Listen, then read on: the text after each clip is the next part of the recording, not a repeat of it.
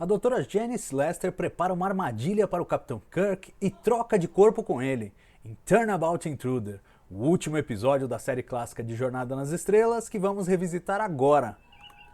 Bom, chegamos ao frustrante final da série clássica de Jornada nas Estrelas, The Turnabout Intruder. Um episódio frustrante, né? Em todos os sentidos. Ele tem uma premissa complicada, ele é mal executado, ele é mal acabado, ele tem uma mensagem ruim, enfim, ele não deu certo, né? Infelizmente foi um episódio que não deu certo e, por incrível que pareça, por obra do destino, uma história que começa com o Gene Roddenberry. Ele leva o crédito de história neste episódio e ele basicamente emprestou a história de um romance chamado Turnabout, de um escritor chamado Thorne Smith, que foi publicado em 1931 e depois virou um filme em 1940. E assim, para você entender, o Turnabout é basicamente uma versão de Se Eu Fosse Você, aquele filme famoso com a Glória Pires e com o Tony Ramos, que eles trocam de lugar e tal. É exatamente a mesma coisa e é exatamente isso que acontece neste episódio. O grande drama, com o perdão da expressão, é que em todas as ocorrências anteriores dessa história, ela foi feita em tom de comédia, porque tem aquela coisa engraçada de você tirar um estereótipo daqui, outro dali e tal. E o Roddenberry decidiu que ele ia fazer essa história como drama mesmo, a coisa pra valer. E aí, naturalmente, se tornou muito mais difícil. Claro que também não teria sido legal se fosse uma comédia, acho que ia avacalhar um pouco com os personagens. A gente já viu Star Trek mais pra frente, né, flertando um pouco com isso. Me ocorre Prophet and Lace de Deep Space Nine, mas assim, pelo menos teria algum sentido. Agora, tentar fazer essa história como uma história dramática realmente era muito difícil e dá pra ver, o resultado não corresponde. Claro, o Roddenberry, a essa altura, ele entregou a história, né? E saiu correndo, basicamente. Ele já não estava mais interessado com Star Trek, a série já estava praticamente condenada. Tanto que ele tinha prometido escrever os roteiros e acabou abandonando. Abandonou The Savage Curtain, depois de ter escrito metade do roteiro, largou e falou, bom, agora vocês se virem aí. E esse ele nem chegou a escrever o roteiro. Passou a bola pro Arthur Singer, que era o braço direito ali do Fred Freiberger, né? E tinha como obrigação contratual, além de fazer todas as reescritas de todos os roteiros ali que passassem pela produção, ele tinha que entregar pelo menos um roteiro original. Então acabou sendo esse, ele cumpriu o contrato dele escrevendo a história desse episódio. Uma história que, poxa, super problemática e com um tom super machista, né? E é importante a gente falar, olha, o machismo, a ideia de que não tem mulheres como capitães da Frota Estelar, tá? Isso aí veio tudo do Roddenberry mesmo, já estava na história desde o começo. E então o próprio Roddenberry chegou a admitir que era sexista e tal, e meio que fez um meia-culpa anos depois por conta desse episódio, mas realmente ele tem esse problema sério, né? E o estereótipo todo da mulher maluca e tal, o negócio, por mais que você fale, ah não, tá, é o personagem, pega super mal e assim, é um episódio que envelhece cada vez pior. Já não era bom na época em que foi feito e quanto mais tempo passa, pior ele vai ficando. Agora tem uma confusão aí no meio dessa história que não foi o Roddenberry que plantou. A história do Dr. Coleman, né? Que é ele ama a Janice Lester e mesmo assim ajuda a doutora nesse plano maluco de se transferir para o corpo do Capitão Kirk. Bom, uma pessoa apaixonada por outra ajudaria ela a trocar de corpo? Bom, isso não estava na história original. Foi uma coisa que o Arthur Singer introduziu para justificar a cumplicidade dele. E claro que foi péssimo, né? Podia ter inventado qualquer outra coisa, menos isso. Isso realmente criou um ruído. E não adianta falar, ah não, era uma defesa ali de homossexualidade, porque você vê que ele pode, ou bissexualidade, porque ele pode amar um, pode amar outro. Não. Se tivesse isso ainda no texto do roteiro, beleza, tava defendido. Mas não, foi só uma coisa sem pé nem cabeça, como tantas coisas sem pé nem cabeça que eles estavam fazendo aí ao final da temporada, o que torna tudo mais dramático. Esse episódio foi filmado entre 31 de dezembro de 68 e 9 de janeiro de 69, ou seja, bem ali no intervalo do Ano Novo. Eles deram uma saidinha pro Ano Novo no dia 1º, já voltaram ao trabalho. E no meio das filmagens veio a triste notícia de que a NBC não ia pedir a leva inteira de episódios, ia cortar em 2 a encomenda do final da terceira temporada, o que já era um sinal de que realmente não haveria uma quarta temporada, né? Se você não tá nem completando a terceira temporada direito, muito menos produzir uma quarta temporada. Isso caiu como uma bomba no meio das filmagens desse episódio, o ambiente no estúdio estava muito taciturno, né? Todo mundo chateado, então gravava cenas com aquela energia e tal, mas na hora que cortava a câmera, uma frustração.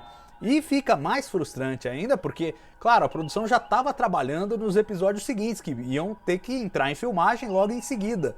E o próximo episódio ia se chamar The Joy Machine, era um roteiro do Theodore Sturgeon, clássico escritor de ficção científica, já tinha feito a Mock Time para Star Trek, para citar o mais conhecido, tem o Shore Leave, enfim. Tinha preparado esse The Joy Machine e esse episódio ia ser dirigido pelo William Shatner. O William Shatner, enquanto gravava Turnabout Intruder, estava preparando já para ser o diretor do episódio seguinte. Só que aí não teve episódio seguinte e nós perdemos a chance de ver um episódio dirigido pelo William Shatner.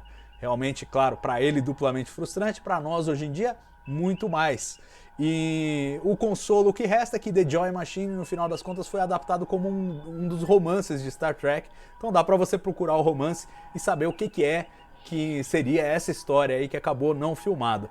Para dirigir este episódio, foi chamado Herb Wallerstein, né, um dos bombeiros ali da terceira temporada, ele que assumiu o Tolian Webb no meio e ajudou aí a desatar vários nós para os produtores nessa temporada, volta para fazer esse último episódio e, claro, tem aquela participação na escalação do elenco convidado. Temos aí 2 atores de destaque, a Sandra Smith, que já tinha vários papéis nos anos 60 e tal, e vem para viver a Janice Lester, e tem aí a honraria de ser a única atriz mulher até hoje a ter interpretado o Capitão Kirk, né? E temos o Harry Landers, era outro ator também veterano, que faz aí o Dr. Coleman, mas na ocasião estava se recuperando de uma cirurgia, estava até em dúvida se aceitava o papel ou não, tal, e confessa que não tem esse como um dos melhores trabalhos dele, em parte pela dificuldade que ele estava tendo para fazer o papel. E a gente vê mesmo que é uma interpretação meio contida dele, né? Então eu até acho que ele não vai mal, mas ele não estava feliz, não estava satisfeito com o desempenho dele, e dá para entender.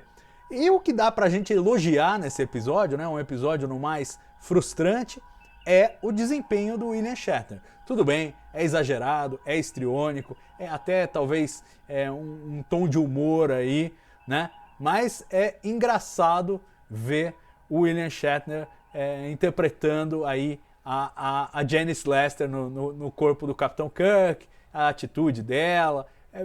É curioso, né? E assim, é impressionante como o pessoal nas filmagens estava muito entusiasmado com a atuação do Shatner, a ponto de achar que ele seria indicado ao Emmy de melhor ator por conta desse desempenho nesse episódio.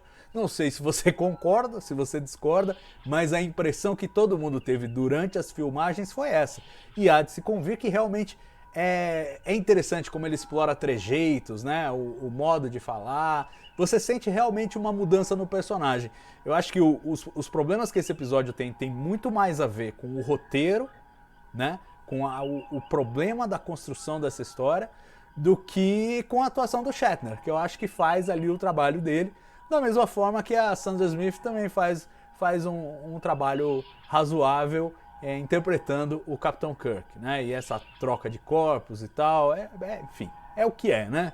Acho que não tinha como o Shatner salvar, mas eles achavam que ele ia ganhar Emmy. No final ele nem teve a chance de disputar, veja você, porque esse episódio estava para ir ao ar no dia 28 de março de 69. Ia ser o último episódio da temporada, ali na sequência de exibição, só que naquela semana morreu o ex-presidente americano Dwight Eisenhower.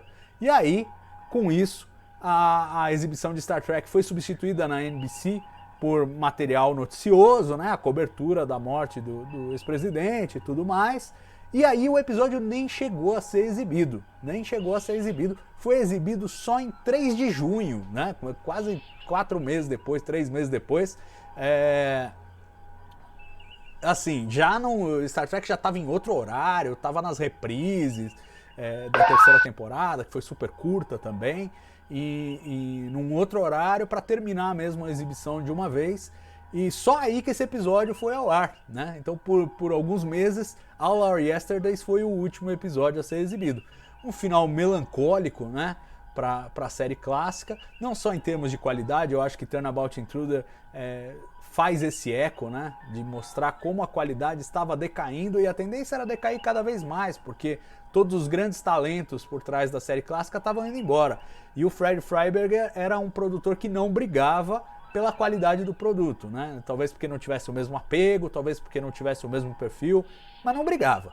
Não adiantava cobrar dele que ele fosse lá correr atrás do estúdio e da NBC para manter as ideias, que a gente viu ao longo da temporada que ele sempre contemporizava, ele sempre relaxava e deixava a coisa fluir do jeito que a rede de televisão queria. Então a tendência, poxa, a perda do Bob Justman, a tendência era decair mesmo para uma quarta temporada, vai saber o que mais ia acontecer. Mas o fato é que, com aquela história do episódio não ter sido exibido, o Shatner perdeu a inscrição para o Emmy daquela temporada, que ele queriam escrever esse episódio e não teve como porque ele não foi exibido. E aí ele não pôde nem disputar. E assim, em termos de audiência, fala-se muito que Star Trek foi derrubada por causa de audiência. Realmente, chegou no final da terceira temporada, a audiência estava bem ruim mesmo.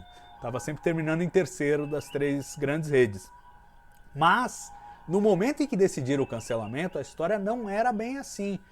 Star Trek já tinha conseguido, mesmo na terceira temporada, já tinha sido líder de audiência em 2 episódios. Em muitos episódios ela ficava em segundo lugar, né, dos que tinham sido exibidos até a NBC decidir cancelar.